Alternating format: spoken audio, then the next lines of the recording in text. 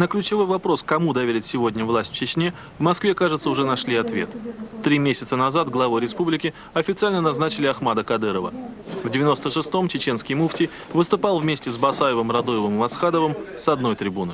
Эти христиане, неверующие люди, они все эти собаки Аллаха.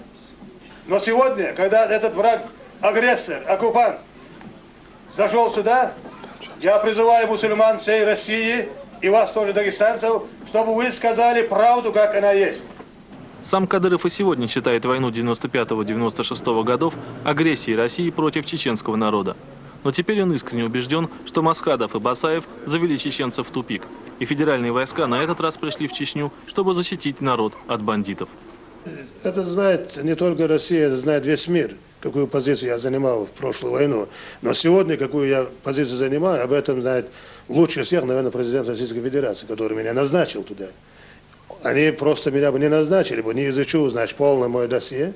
У меня нету нигде грязи, чтобы я мог бы бояться, вдруг завтра где-то что-то всплывет.